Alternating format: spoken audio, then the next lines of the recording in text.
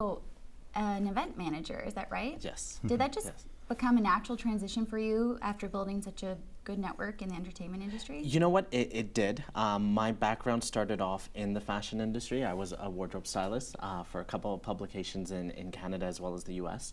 And from there, it just, just with the contacts, we started doing choreography in fashion shows. I've worked with H&M and French Connection and Metal Star, which is a company that works with Sum 41.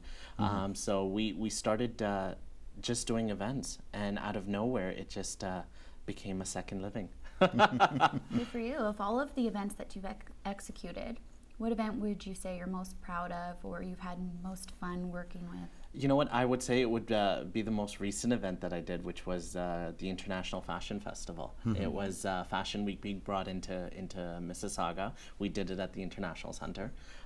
We had brought in about, we did it last year as well as this year. This year we brought in about 22 designers, local as well as foreign, from all over the world, Middle East, South Asia, everywhere. And what a fabulous event. I was able to attend that event. Yes, you were. Yeah, where I was first introduced to you. Yes, Yeah, yes. you were very busy running around. Yeah. So, why do you feel it's important to bring international talent here? You know what? A lot of people ask me that question, and one simple answer to give them is the star power.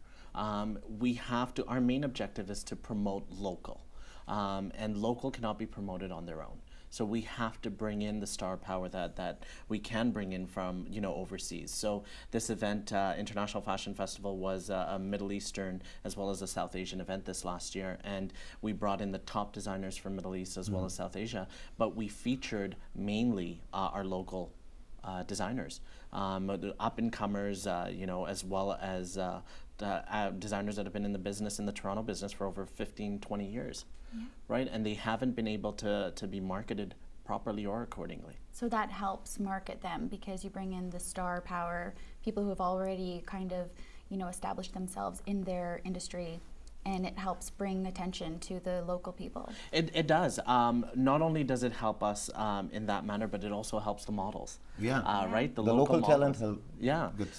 We need to promote it at the end of the day, and the only way of doing it is by bringing international models, and we did. We brought in the top models from India, Pakistan, Dubai, so they all came in. So what are some of the upcoming events you're planning in 2012 and 13, if you can get an Am I inside able scoop? to say it? You tell us, are you? No, there's a couple of events that we're doing. I am working on the Children of Hope, the charity gala. It's their 5-year anniversary. And we're working on, of course, aiming for a great budget and raising $100,000 for the charity, along with working with a couple of designers from India, and we're bringing them down to do the Fashion Premier League Fest, which we will be bringing next year as well. And I think, what else can I discuss that I've almost confirmed and won't get in trouble? Come on, give us the inside scoop. We're working on a lot of events, and one of the key things that we started doing was we started producing our own events, just because we know that these events are going to be great, and they'll turn into festivals like the Caravana, which just happened, which was amazing. Yes. I hope you visited it. I did. I did. And Mosaic that happens on at Celebration Square. So we are hoping for it to get to that level. So Jesse, the entertainment industry is a grueling one, Yes. Like we hear a lot of stories about people being misled or being taken advantage of. So it can scare a lot of people away, It's true. right? So what are the signs people can look to know if it is a legitimate agency or an agent? Okay. Well, I get that question a lot, and I tell people to use common sense at the end of the day. Common sense is key in this business, and a lot of people don't use it. So the biggest problem with most people that go into an agency is they get complimented. I don't know if I'm allowed to say crap, but they get complimented a lot, and then they get charged for it. So you gotta use your brains, you gotta use your common sense.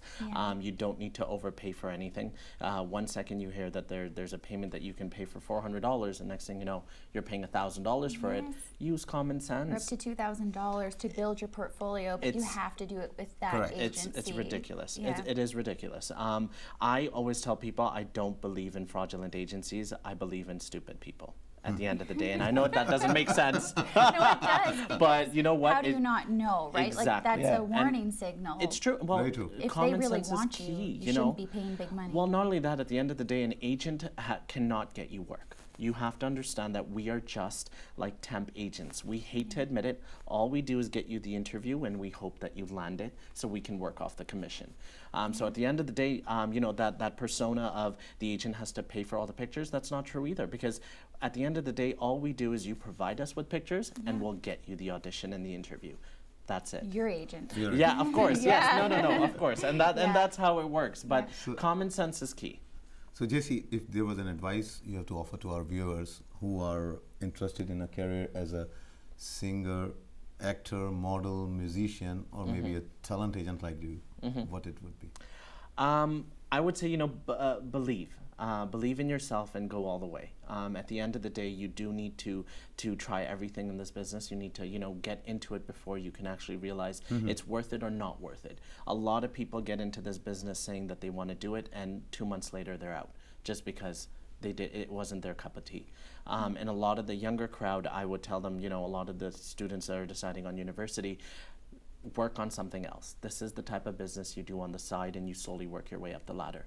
This is not something you rely on So as you a do full-time believe in living. that? You think that it should be more of a plan B Of course. than a plan A? Of course, unless you're Brad Pitt and Halle Berry and you start working your way up the ladder, you know, properly, you know. Yeah. But they also had They're one in a another living. million, right? Well, but they did have a living. They worked. You know, Yeah. they had professional backgrounds, and they did work.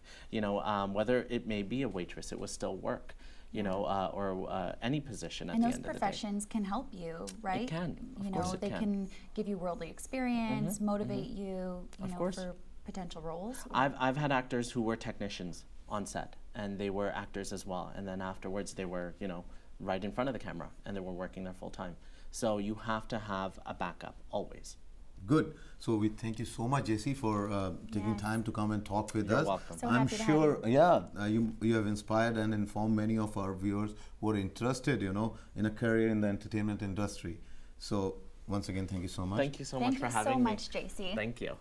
So, guys, we can't wait to see the new talent and events JC produces for us in future.